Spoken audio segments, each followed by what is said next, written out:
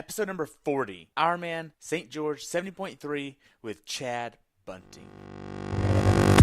Welcome to the pursuit of the perfect race. I'm Coach Terry Wilson, and with each episode, I bring stories of athletes to you that share their experiences at races in order for you to learn how to have your perfect race. We will hear stories from athletes of all ages, abilities, and races of all distances. So regardless of where you fit in, there's something in there for you. Thanks for spending some time with me today. Now let the pursuit begin.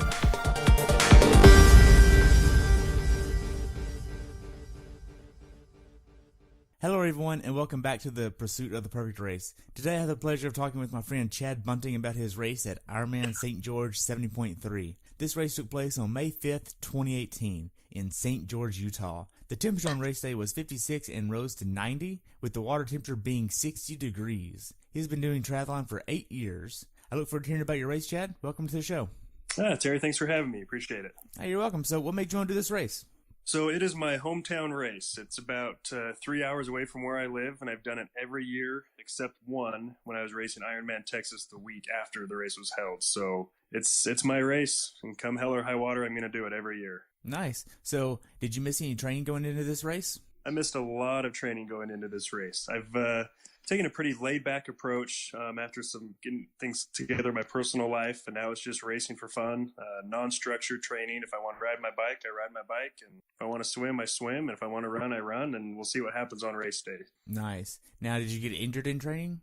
I actually did. I developed some plantar fasciitis before Oceanside earlier this year and just trained through it and tried to give it treatment, so struggling with a little bit of that, not getting the run volume in that I would have wanted, but other than that, completely healthy. Nice. Did you use a certain plan or anything? It's do whatever the hell I want plan. Nice. So now then, you've been doing triathlons for 8 years. Do you have a background in any of the three sports? I have zero background. I played baseball and golf through high school and a little bit in college. And then after I got married, I actually ballooned up to about 300 pounds and just wanted to get my lifestyle, healthier, back in order. And so I actually started running first and just got sick of running ultimately. And my sister dragged me into a sprint triathlon. And ever since then, I've just been hooked. Nice. Now then, going into this race, what was your longest swim, bike, and runs? Would have been at Oceanside about a few weeks earlier. Okay. So for this race and the training going into this race, what type of nutrition did you use? So I use a mix of GU Roctane and a lot of the F2C products. Okay. So whatever tastes best on the day. I've always had serious issues with cramping, and so a lot of my nutrition focuses around electrolytes and just trying to stay hydrated. Okay. Now, have you mixed the F2C with water and Red Bull yet? I have not. Okay. Apparently that's a thing. I'll have to try that. I've mixed F2C with tequila, and that seemed to work okay. Okay. Hey, that's my problem. Oh, you're not supposed to use that on race day. Oh. Well, whatever. It tasted good to me, so we went with it. Nice. Now, what specific workouts did you do that gave you the confidence to go into this race prepared? So I didn't have a lot of great workouts. Everything's been pretty unstructured, but I was really pleased with how everything went at Oceanside. I put down a pretty decent race, which is a lot better than I deserved, which gave me probably a little more confidence than I should have had going into St. George. My expectations should have maybe been set a little bit lower, but Oceanside went so well that I figured I was ready to go and could get down there and tear it up. Nice. Now then, were there any days where you just didn't want to train? Oh yeah, pretty much. I wouldn't say every day. I love riding my bike. I don't like to swim. I'm a survival swimmer, and until my outdoor pool opens, it's really hard swimming in a fishbowl. So once the outdoor pool opens, I'll be outside a little bit more. I love to bike, and so biking's always an easy one for me. But I don't dread my training. I don't look at it as training. I look at it now as my lifestyle. I don't follow a plan, and so it's just really liberating riding for as long as I want. If I want to go ride for 3 hours, I ride for 3. If I'm done after 90 minutes, I just turn around and go home. And it's been great mentally, psychologically, just trying to hit a bit of a reset button. Nice. Now then, when you're not training, what are you doing? I play a lot of golf. I'm fairly recently divorced, so I spend a lot of time trying to pursue the ladies. I've got two little boys. I've got a 9-year-old and a 7-year-old who are basically my entire world. They actually came with me to both of my races this year, and they're kind of my focus on everything that I need to be doing now. So that keeps me pretty busy. Yeah, and do you have work as well? Well, sometimes I own a mechanical contracting firm. So we do HVAC for big institutional buildings, schools, hospitals, stuff like that. And it allows me like ultimate flexibility to do all the things that I like to do. Okay, so you don't really have an issue balancing work, life, training, family. No, it's all kind of seemed to come together pretty well. There's a lot of late nights working, but I try to do as much as I can training wise and work wise to not take time away from when I would be with my kids. I've learned to compartmentalize each aspect of my life and keep it in perspective and to try to keep some balance that way. Okay. Going into this race, what sacrifice was the most difficult to make? Oh man. To be honest, I don't think I felt like I made any sacrifices. I think I've reached that point where I'm pretty happy with the balance that I've got. If anything, I probably sacrificed too much training for social time and things that I want to do outside of triathlon. So yeah, if anything got sacrificed, it was training, and clearly run training. So gotcha. Now then, how many times have you done the 70.3 distance? I think this was I was talking with my sister about it before the race. I think this was my 19th. Wow. Yeah. Now then, going into this race, what was your taper like? It was, again, pretty unstructured. It wasn't a whole lot different than a lot of the training that I had done. When I had a coach and I was really getting after triathlon, as a pretty defined taper. This week it was, I called one of my friends who was a triathlon coach. I said, hey, what should I do today? And she said, well, why don't you do a hour spin and a 20-minute run? So I would do that. So it was a lot, not a whole lot less volume, but just less intensity, focusing a little bit more on recovery and just trying to stay hydrated. I knew it was going to be hot, so focusing more on my electrolyte and carbohydrate intake, trying to get my body as ready as it could be, because I wasn't going to pick up any fitness. So right. Now then, going into this race, what was your mindset? I was super excited. Like I said, I had a great race a few weeks earlier in Oceanside, and so I knew, the confidence is there. I'm not worried about the distance. I'm not worried about being able to complete each thing or complete each of them, the legs on time. I was really confident. There's always the nerves and excitement because St. George is such a tough course. You never really know if it's going to be 110 degrees, if it's going to be a hurricane, you don't know what that course is going to give you. And so that was most of my anxiety, is what the race day conditions bring. Right. Now, the race course was actually 60 degrees in the water, but it rose to actually a lot warmer throughout the day, right? Yeah. Yep. Wow. And kind of strange for St. George. Normally there's a fair amount of wind, and there wasn't a breath of wind almost all day long on that course, which makes the run pretty excruciating. You're running, there's no shade anywhere, and you're running in between like red rock cliffs. And I think at one point I was looking at some of my files, my Garmin read 106. And so it gets really hot on that run. Wow. Now then, when did you actually start your travel to the race venue? Let's see, I live about 3.5 hours north, so we drove down Thursday afternoon. Okay. Now, where did you stay once you got there? My aunt actually has a house about 30 minutes outside of St. George. She let me use her house for the weekend. Nice. So now then, you didn't have to worry about getting an Airbnb or a hotel or spending any extra money there? Nope, super chill, really easy. In fact, that was one of the factors to me going and doing this race this year. She had called me a couple months ago, said she was going to be out of town. She knew I came down for races and just offered up her house for me for the weekend and bring down whoever I wanted. So it made it super easy, no stress as far as lodging or travel or anything went. Nice. Now then, how was the check-in process at the village? It was super smooth. So I wanted to get down there enough time Thursday so I could check in Thursday night and wouldn't have to go back to the Ironman Village. Just with the 2 transitions you have to set up, Friday down there can get a little bit hectic, taking your bike up to the lake, trying to get a quick shakeout bike and run in. So yeah, I got there Thursday night, super smooth. Walked right through in about a half hour and was back home, pretty quick. Nice. So it's a split transition race. Split transition. Yep. Nice. So how far away is T1 from T2? I was going to say 56 miles because we have to bike there, but I'm guessing about 40 miles. 30 oh, wow. to 40. It's a pretty, I could be way off actually. I have no concept of distance. Maybe we'll say 30 miles. It's a ways away. Okay. So now I ask that because for spectators wanting to spectate the race, if they want to be at T1 or the swim rather, and then go to T2 after that, they have a little bit of time to get there, obviously. But how's the traffic to get there, I wonder? It's pretty tough because we actually ride out of T1 kind of on the main highway. And so they have one lane open, but I think it's really slow getting in and out. I personally have never spectated this race, and so I don't know what the traffic is like getting back into town. I do know there were a couple of our big sexy teammates this year that actually drove me up to the start, and they made it back in time to see where they wanted to see me coming in on the bike. So apparently it's fairly easy to get back to where you want to go as long as you know where you're going. Okay. Now then, that was going to be another question. If you didn't have somebody dropping you off at T1, how would you have gotten to T1?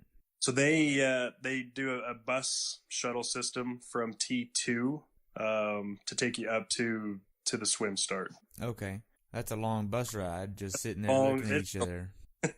It is a long bus ride, but I kind of enjoy the bus rides. I mean, it's where you get to know and meet a lot of people and hear their conversations. And I kind of like feeling the race anxiety, the nerves. But it's just, nobody likes riding a bus. So it's always nice when you can get a lift. Yeah. So now then, what was your final workout going into this race? You said you did like a little shakeout run? Yeah. So Friday morning, a teammate came down and we did a quick 40-minute just easy bike ride with a few race pace pushes and then a 20-minute run right off the bike. Okay, so now then, did you have any issues with your bike before checking it in? Nope, none at all. Everything worked great mechanically. I'm always paranoid that my tires are going to blow up in transition because you have to leave your bike here or check it in, in transition the day before. And it gets really hot in the afternoon. And every time I've left my bike, walking out of transition, you hear tires blowing up just from the heat and the air expanding. So I'm always really concerned about that. But luckily, I've never had any mechanical issues down here. Well, do you take a lot of air out of your tires? I did this year, yeah. Okay. Yeah. And then you just air it back up the morning of?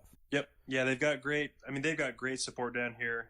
The people that drove me up to the start actually brought a bike pump. So it worked out really smooth. They being Ben? Ben, yep. Ben and an old school teammate, Russell VB. I don't think he's on the team this year, but yeah. Ben's wife, Lisa, was racing, and so I talked them into driving us both up to the swim start. So what was your last meal going into the race? So Saturday night, I don't have a lot of superstitions. I've only got a couple, and one of them I always, at least at St. George, there's a local wood-fired pizza place, so I did a chicken pesto pizza. Okay. Now then, after you got done eating, you head back to your aunt's house, then get settled in for the night. What time do you try to get to bed? I don't ever sleep well the night before a race, so I'll usually, I had some other good friends that were down here just spectating, so they actually came over and, we had a couple of drinks and just hung out, relaxed. So I probably got to bed, I think I was asleep by 11:30, okay. I think, which is pretty good. I'd rather just kind of hang out and chill until I feel tired than lay in bed trying to fall asleep, and then you just don't go to sleep. So I got about 5 hours of sleep, which is actually pretty good for me for the night before a race. Okay. Now then, what time did you wake up? I got up at 3:15. For a half. 5, 11, 12, 12, 1, 1, 2. Okay, I got 4 hours of sleep. My math's way off still. Yeah, I got up at 3:15. Yep. Okay. So what was your morning ritual before you left your aunt's house? First thing I do is cup of coffee. You got to get some systems moving and some things flushed out. So started with a cup of coffee, then just kind of putter around for about 15, 20 minutes, get the body moving. Kind of try to stretch a little bit just to get, the the bedtime kinks worked out. And this race is kind of tough because you have to get up so early to get to transition that it throws your eating off a little bit. And so had my coffee, had a yogurt, ate a Stinger waffle. All the while I'm sipping on some carbohydrate drink, electrolytes.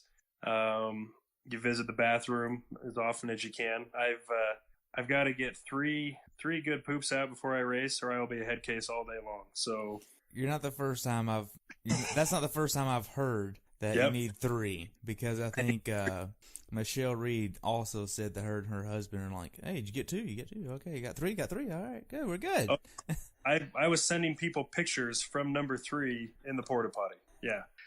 I've got to get 3 out or I'm a wreck. So yeah, work on that. And then I will always shower before something about taking a nice hot shower just kind of relaxes me. You get your mind settled down a little bit, throw on, part of the kit, get all my stuff rounded up and packed in my bags and then out the door. Okay. So how far of a drive was it from where you were at to where Ben was meeting you at? So I drove to there. My sister actually drove me to their house and dropped me off, and it's about 20 minutes from where I was to Ben. And then it was about 20 to 30 minutes from where they were up to the swim start. Okay, now, did any of this logistics give you anxiety?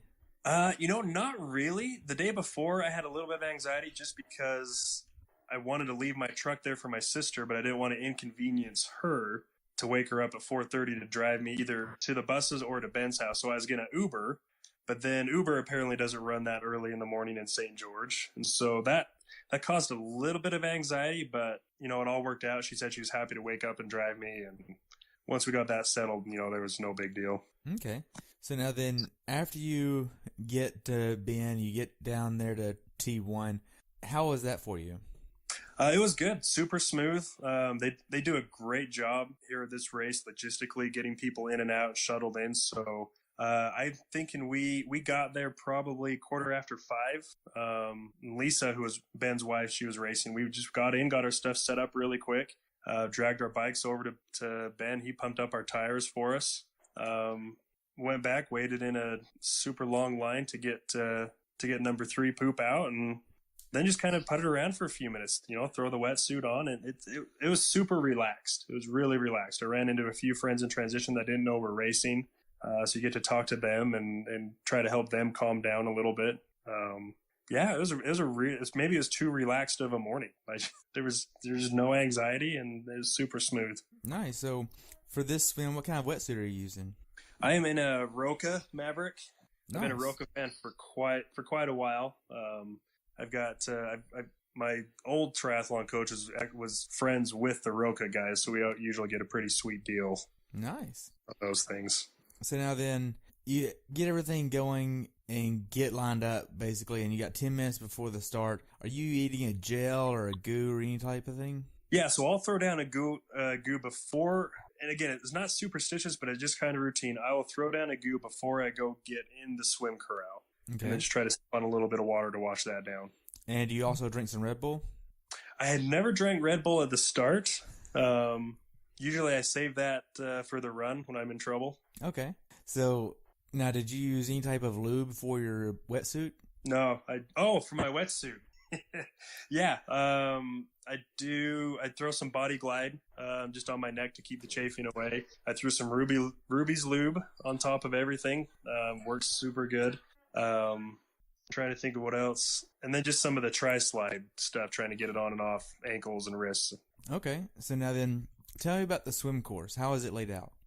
So it is let me think about it. So you go down the sand dunes. It is laid out in a counterclockwise, it's a counterclockwise course. You swim out, I can't even think what the distance would be, but it's only got 2 turns. You swim out, turn left, swim a long ways, turn left again, and you're straight into the boat ramp. And it is an absolutely gorgeous course. I mean, the sunrise is coming up over to your right side, so you're usually breathing to your left, unless you want to be blinded by the sun. And you're swimming through and past some red rock islands. I mean, it's one of other than Coeur d'Alene, it is by far my favorite swim that I've done. Really? Now then, with this swim, was the water clear? Was it murky? It's clear enough. it's deep enough that you can't really see too far into it, but it's easy to catch people's feet. It's easy to see their feet, see bubbles. It's pretty clean water. Okay. Now, does it taste clean, or It tastes Nope, it tastes super clean. Yep. There's no funky taste. There was, you mentioned that. It's actually kind of strange. I would guess about 800 or 900 yards into the swim, it almost tasted there's some fuel or someone had leaked some oil into the water. It was a little sketchy, but other than that, the lake itself I think was pretty clean. Okay. Now then, for the swim course itself, did you use tinted goggles or clear goggles? I used tinted goggles. Okay. Yep. Which ones did you use? I used the Tier Special Ops. Okay. I've tried just about every brand. I've tried the Rocas, I've tried the Tier, I've tried Blue 70. I mean, you name it, I've tried it. And these ones that have just fit my face the best and leak the least. So Gotcha. Now then, as far as the swim, how'd it go for you? to be honest, I was kind of disappointed. I got in this thing not really knowing what the day was going to give me. There was a time where no matter what the race, I swam 36 minutes. No matter how much I trained, how hard I swam, I would swim 36 minutes. And so this one, I actually thought each time I would pass a buoy, I'd pick it up a little bit, try to pick up the pace. So to be honest, I was a little disappointed in the swim given the effort that I put into actually swimming it. It was a little slower than what I thought it would have been. Okay. Now the swim out, how was that? The swim out? Yeah, because they have like a little rubber padded ramp there, right? Oh yeah, no, it was it was a little slippery when you try to stand up and you get your legs moving again, but they've got a bunch of volunteers that grab you and keep you from falling on your face. So other than having to run up a boat ramp at the end, it's pretty good. Yeah. Okay. Now then, this T1 is pretty long, it's pretty long before you actually get to your bike, right? Yeah. Yep. You run up a pretty decent length of a boat ramp. It's not, it's not too far away, but it's a bit of a jog up the ramp. Okay. So how did T1 go for you? Super slow. I took my time. I didn't feel great. And this will kind of maybe lead into some of the rest of the conversation about this race. I got out of the water and I was kind of lightheaded and a little dizzy, so I knew something was up at that point with my body, with something just wasn't quite right. So I took my time going into T1, saw a bunch of friends, I'd wave and high five them, and just wanted to make sure that I got my mind settled and kind of had everything under control before I went out on that bike. Okay.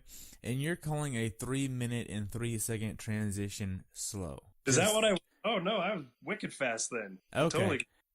It felt real slow. Yeah, because I'm like, that isn't really slow. Like, usually my T1 is about 5 to 6 minutes because I put on socks and stand there and dry my feet off, put some sunscreen on. Well, luckily, the guy next to me had a towel sitting there, so I used his towel to dry my feet while I was getting my helmet and everything on. So actually, you mentioned that time. I'm pretty happy with that. No, that was my best transition ever. We'll go with that. Nice. So, does he know you used his towel? No, but he was already gone, so I don't really care what he thinks. His bike was gone. Okay. He was in front of you. He was in front of me, yeah. Plus, he racked it facing the wrong way the day before, so whatever. I borrowed his towel. There's a wrong way to rack your bike? Well, so I think you're supposed to rack it like facing. Yeah, there is a right and a wrong way. So he racked his the same way that I was supposed to rack mine. So it just kind of makes it annoying when you're trying to get bikes set up and fitting on these super congested racks. So you racked it by the seat? By the seat, yep. Okay. He racked his by the seat, but he faced it the wrong way. So our handlebars were all getting all tangled up. And maybe he didn't know? I don't know. He seemed like he knew what he was doing. I think he was getting in my head. No, he is a super nice guy. I met him before. I don't get serious at all before these things, but nice. Now, what was your strategy for the bike? I know how tough this course can be. I know how much you have to save for the run because I've put down some decent runs on this course in the past. So the bike was my strategy. I wanted to keep it around a certain power level, knowing that I had about 7 or 8 bullets that I could shoot throughout the ride. And it was basically just watching my normalized power, trying to keep it at a specific level, which I was able to do. I was really, for the training that I put into it, I was happy with the ride. Okay. Now then, did you have like an ideal power cadence or heart rate you were trying to hit? Yep. So I don't race with heart rate. I race with a power meter, and so I was trying to keep my normalized power about 235, 240. Okay. That's given the training that I've done. That's about where I felt I could keep it, and I think I ended up around 235. Okay. Now then, are you going off of normalized power, 3 second average? What are you looking at during the race? So during the race, I'll have my 10-second average power and normalized power. Just with this course, it's so hilly. I want to know what I'm doing, climbing up Snow Canyon or climbing up some of the hills. I want to know what's happening right now, but I also want to know kind of how that's affecting my overall power strategy for the race. Because there's some really wicked downhills too, which it's hard to put out a lot of power. So that's why I keep both of those side by side to see what's going on. Okay. So what kind of computer are you using? I'll race with a Garmin 5. I think it's a 520. I'm not sure what series, but the smaller Garmin computer. Okay, so what screens are you looking at? So I will have distance, pace, the two power, 10-second average and normalized power, time. I think that's it. So just 4 things? Let's see. Power, distance, speed. And then time of day. I'll do time of day. So 6 things. Okay. Yep. Now then, the first few miles, how did that go for you? Okay, so I'm sorry. Actually, I have one. I do cadence as well. That's a big one. I keep cadence on my computer. That's where I knew the race wasn't going to go exactly as I had planned. So I felt really good and really rested to come into the race.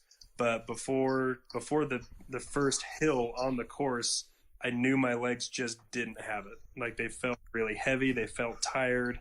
They felt like I'd already ridden 56 miles. And so at that point, I started to do some mental readjusting on what I wanted to do on the bike that day. The first few miles were an indicator of how the rest of the day was going to go. Okay. Now then, how was the quality of the road for this course? Some of it is really bad and some of it is really good. A lot of it's, chip seal, and it beats you up a little bit. It can be pretty rough and bumpy, but then there's some just brand new blacktop that is super smooth, and you are really grateful when you get to it. Snow Canyon, the climb all the way up Snow Canyon, it's a brand new road. I think maybe a year ago, and that it's super smooth. It's like luxury riding. Nice. Now, as far as the bike goes, is there anything you'd tell someone to be aware of that hasn't done this bike course before? Strategy wise, just to pace yourself, because it's about mile 40 where you hit Snow Canyon, and it is a climb. I mean, it's going to tax you, and it is super hot. And so I would say just if you have the opportunity to ride the course, at least some of the course before, just so you know what's coming and you know what you can prepare for mentally. It's not a super technical course, and so there's nothing you need to worry about, turns or crazy routes or anything like that. It's a lot of climbing. Okay. Now then, how well did you execute your bike strategy after you readjusted? Pretty close. I wanted to be about 3 to 4 minutes faster, but like I said, given how my legs were feeling at the start of the race, once I made that adjustment, I'm really happy with how the bike turned out. I thought I was going to be able to get off the bike and run a little better than I did. Typically, I'll have some cramping issues about mile 48 to 50 on the bike that I kind of have to fight through, and I didn't have any cramping issues on the bike on Saturday. Okay, so what was your nutrition plan for the bike? So I've got the F2C, the Electro. There's been a few different names. Whatever the electrolyte mix is. So I have 2 bottles with 300 calories each of Roctane, and then I mix in some of the F2C electrolytes, and then I'll also take a goo Roctane gel every 30 minutes, and then just sipping on water. Okay, now how many calories per hour were you trying to hit? I was trying to get 300. Okay. Now then, after you get almost done with the bike, you get up Snow Canyon, you go down the little bit of downhill there, and you get back towards the city. How well did the last few miles of the bike go? They went really well. I was passing a lot of people. I was able to put more power into the downhill than I thought I was be able to. I was running a disc wheel, so I think that helped a little bit too. Once you start hitting 40, 45, almost 50 miles an hour, that really helps out. So the last few miles, you're able to spin your legs out a little bit. You don't have to really, bear down. You can get some blood flow moving again. So the last few miles went really well. Okay. Now, you're using a disc. What type of disc are you using? It's a head Okay. jet disc. Yep. Now, how much PSI did you use for this course? I ran about 105 on front and back. Okay. Now, that's a little harder than I'm used to because I rock about 95 on mine when I do any racing because it's a little softer. Yeah.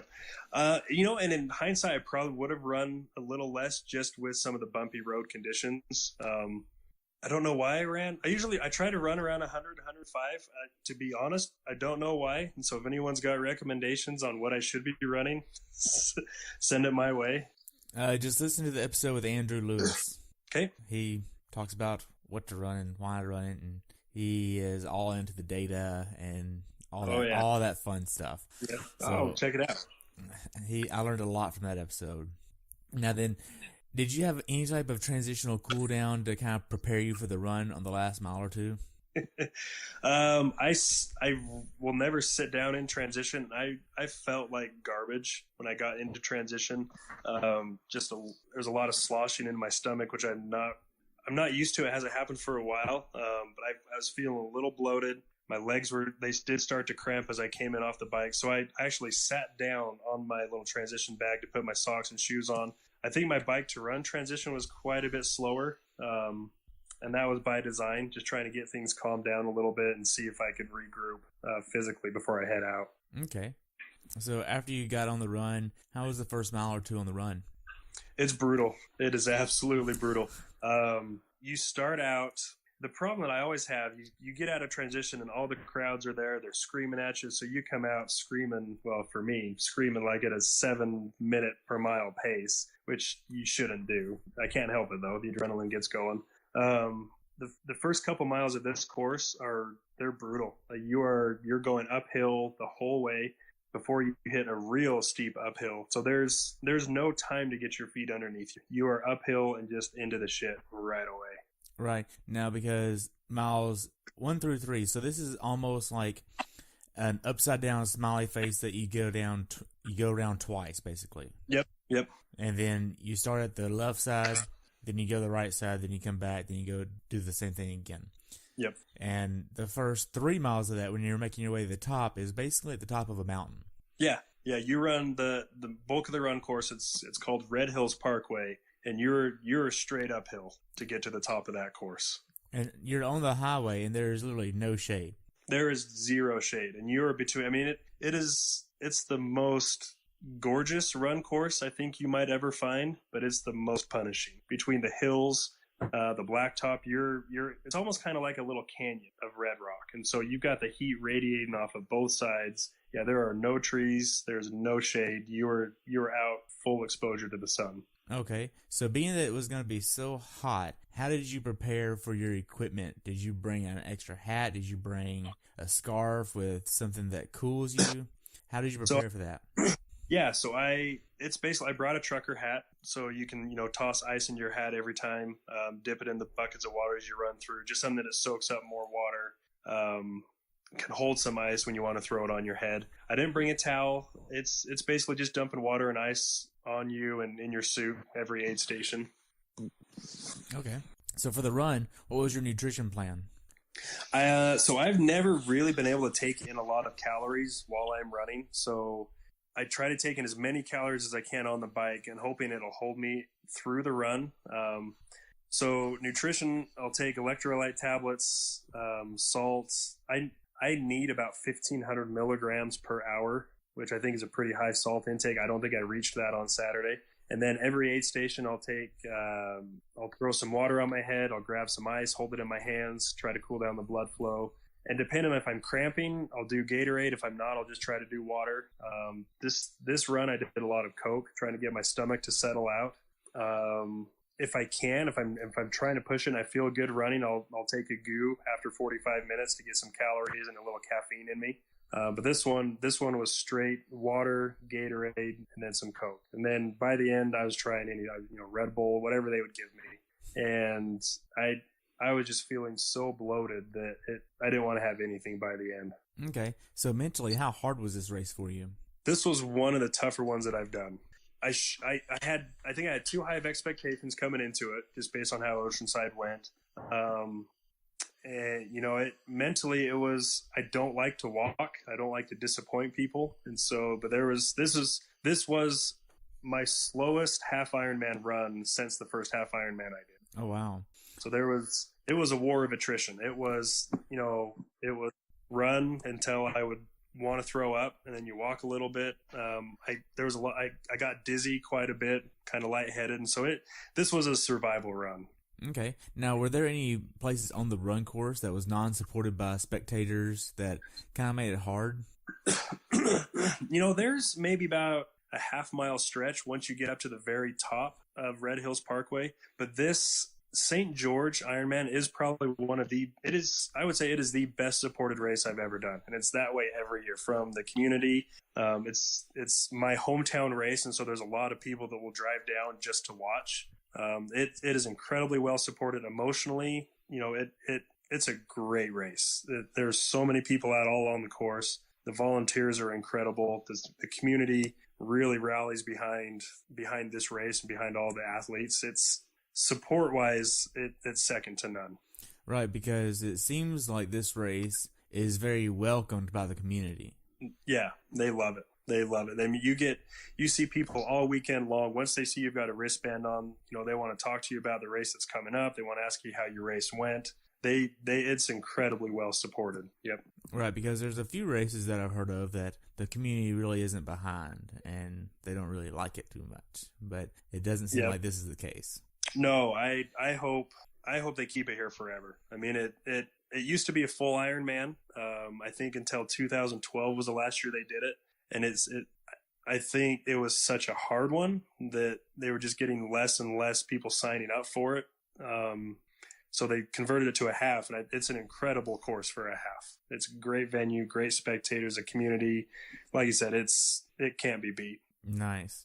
Now, how were the final few miles of the run for you? The walk, it was awesome. It was hard. It was really hard. So the way it was, you could set up a tent. Spectators could access the run course. I would guess it's about I'm not sure, mile 3 and 4, and then the same spot when you loop back on mile 9. And so a lot of my local tri team had set up a tent there. There's a lot of people there. That's where Ben was hanging out, watching people racing. And, so my sister had come down with me and my 2 little boys to support me. And so I saw them, it was at mile 9, and I full on just broke down sobbing. What happened?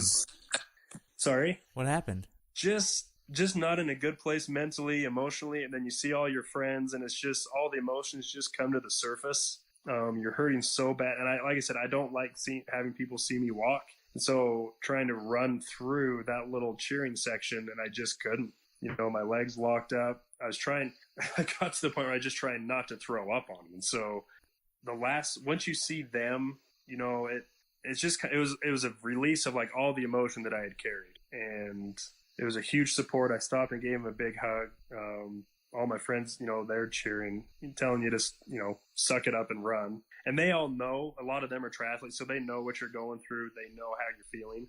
And there's one last pretty decent climb to get back up to the top after mile 9, after that, and so you're just dreading that.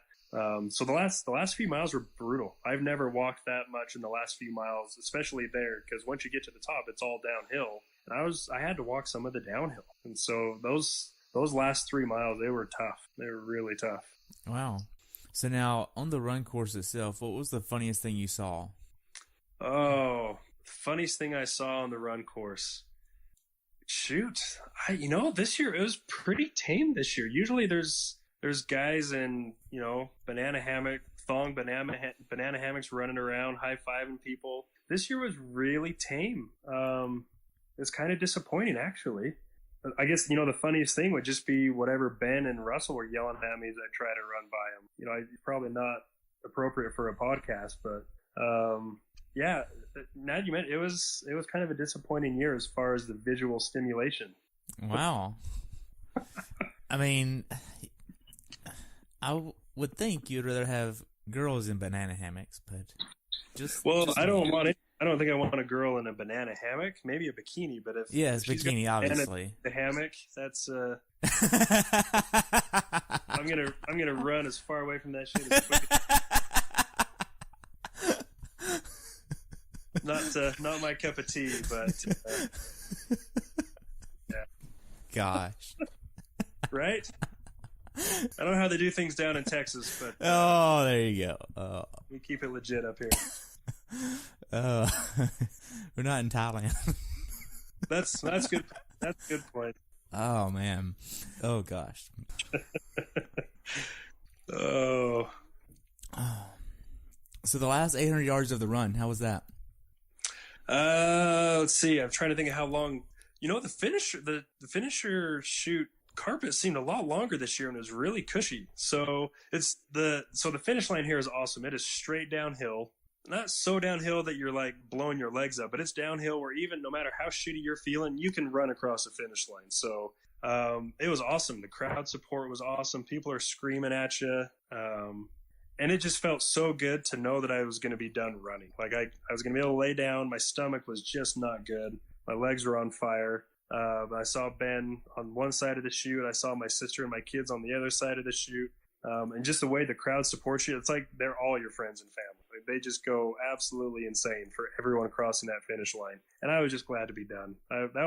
That race. I was just so happy to stop moving. But it was great. I was able to. I don't know if you call it a run. I was able to.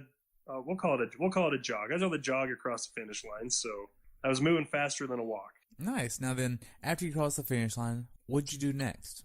I tried not to collapse. I didn't want to go to the medical tent, but I knew I didn't look good, and so I just tried to keep moving.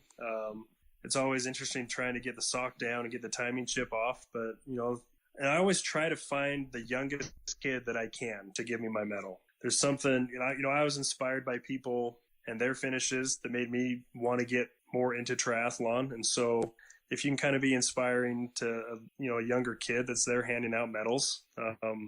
So yeah, I found this really cute little blonde girl with braces. She's probably 10 years old. Give her a big hug and she gives me my medal. And yeah, and then you stand there, wait and try to find people and try to start functioning like a normal person again.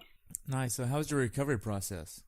I just wanted to get out of the sun and be done. So this one, I got my water, got my medal, talked to a few people for a minute. This is actually the first time I've ever gone over to pick up my bike before they allowed people to check bikes out. So it was good. My sister had gone to pick up my truck and come back to meet me to grab my bike. I laid down on the grass for a few minutes. Some friends came over and had a beer for me, so that was nice. Just laid down in the shade and tried to regroup for a minute. Grabbed my bike and went home through it. Luckily, with it being a hometown race and driving, I can take my Normatec boots with me. So I got home, showered, had some lunch, and then threw those things on for about 2 hours.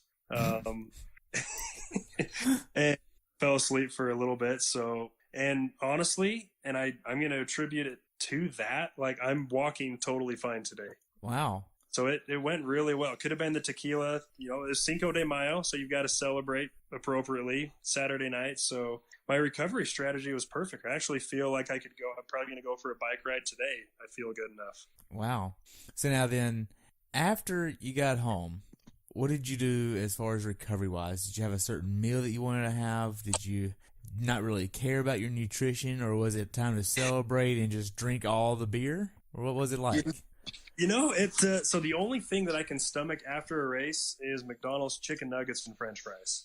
I've got to have salt, and sometimes I can do pizza, but this one, I stopped, drove through McDonald's, got some chicken nuggets and French fries. I did drink some chocolate milk just to try to get some of the protein in that way. Drinking more water. There wasn't any specific nutrition that I tried to take. I should have done better nutrition-wise. I knew I was dehydrated, so it was more, I drank some Gatorade, I drank some F2C, some of their electrolyte drink, just trying to get electrolytes and rehydrated. That night it was just drinking all the drinks. Nice. So looking back on it, how well prepared for this race do you think you were? How underprepared or how prepared? How prepared do you think you were? training wise, I wasn't nearly as prepared as I should have been. I didn't respect the course enough. Again, I had a decent enough race at Oceanside. I thought that I was ready. If we're putting on a scale of 1 to 10, physically prepared, I was probably about a 6. I mean, this course, this is an incredibly fair course. If you're ready, you'll be rewarded. If you're not ready, you're going to get your ass handed to you. Okay. So what went wrong for you on race day? Whatever it was nutritionally, I usually don't feel bloated like that. And so, I must have done something wrong somewhere along the way with my nutrition, or, it was just one of those days where your body just doesn't want to have a good day. And so, my bike worked great. There was no mechanical issues. All my gear worked great. My kit was super comfortable. My shoes were comfortable. My foot, the plantar fasciitis didn't really bother me that much on the run. So, nothing really went wrong other than my body didn't take in the nutrition that I wanted it to, and I was underprepared. Okay. Now, looking back on it, would you change anything about the race if you could do it again?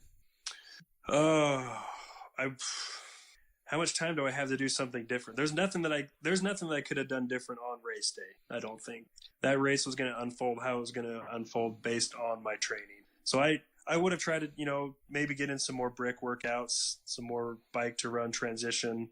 I would have taken in a little bit more salt. But other than just being undertrained, underprepared, I don't think there's much that I could have done different. Everything went about as I planned it would, other than the run. The run is where I really blew up. Okay, so you could have done some more hill work too? Probably, yeah. Maybe some more hill repeats. Okay. Now, what's something that you learned from this race that you'd like to pass on to someone that hasn't done this race before?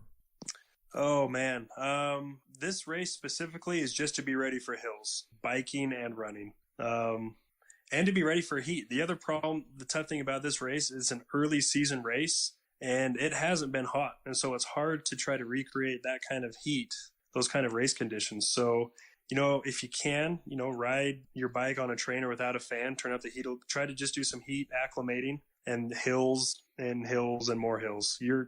Anyone that wants to come and do this course, be ready for hills. Okay. Now, we covered a lot. Do you have anything else you'd like to add about the race? Just come and do it. I mean, it was me, John Hatala was there. I probably just butchered his last name. And Lisa Miller, come out and do this race. It is such an awesome race. If you've never done it, it's the most punishing race you might do, but it is so scenic and so pretty. The crowd support is second to none. You get to hang out with me.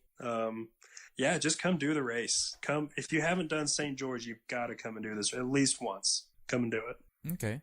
Now, how can athletes follow you? So I don't post a lot on Twitter. I post quite a bit on Instagram. So I'm at Chad Bunting on Instagram, Facebook, Chad Bunting. Honestly, I'm a people person. Come on out, train with me. I'll drive you down to St. George. We'll go train together.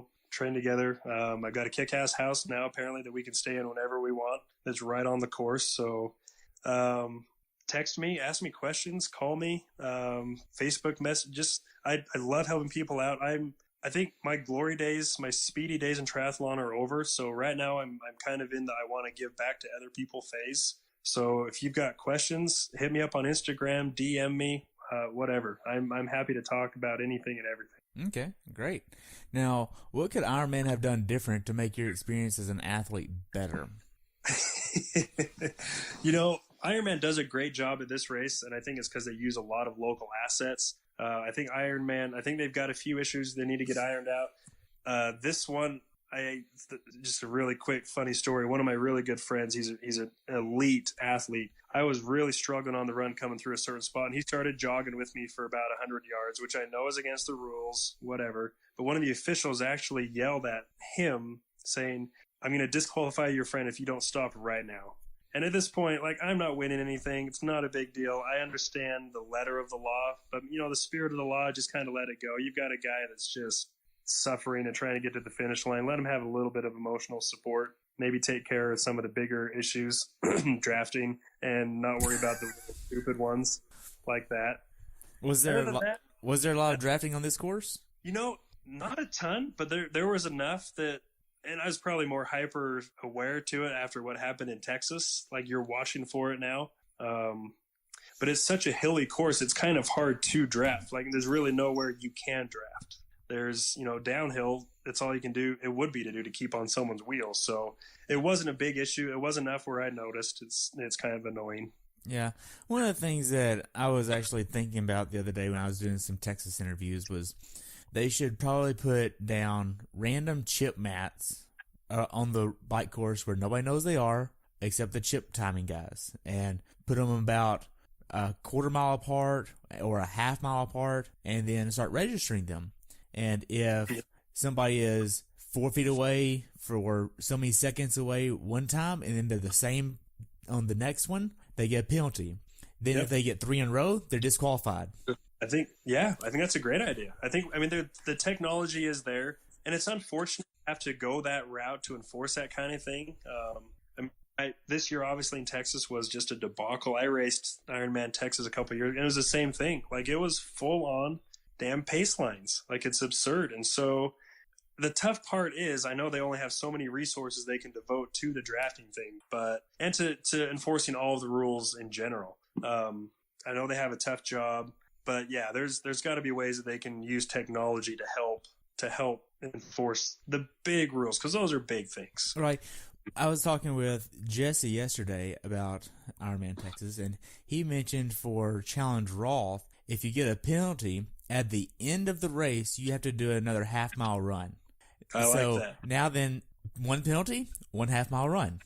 And then 2 penalties, just do a 2-mile run. Okay, 3, you're disqualified. Cool. I like that, because the thing is, you get a 4-minute penalty or whatever the penalty is.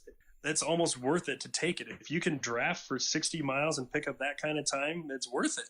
For the people that that are racing and trying to compete, that penalty does. I think that's a great idea. They ought to incorporate that. Yeah. Okay.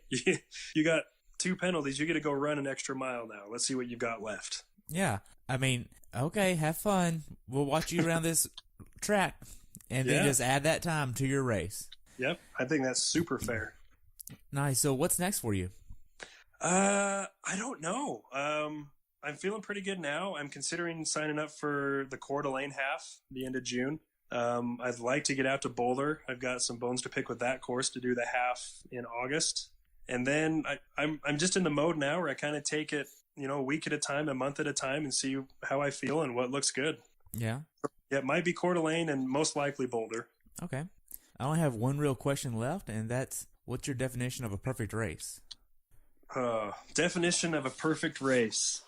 Every race I've ever had is a perfect race, because you learn something, whether it's a PR or a DNF, you're going to learn something from that race that'll better you for the next one. So the perfect race is just learning, making friends, helping it, lifting other people. If you can get through a race and somehow, got someone else to smile or help them through a dark time, that's the perfect race. That's just a tough question. Every race I've had is the perfect race, because I've learned something, I've gained something, and then I've been able to give something back to somebody else. Nice. I just want to thank you for your time. I've enjoyed hearing about your race, and I look forward to following you in the future. I appreciate it, Terry. It's been good talking to you. I've loved being on. It's a great time. Hopefully we'll catch up at a race in the future. Awesome. Look forward to it. You have a good day, okay? You too, brother. Thanks for tuning in today.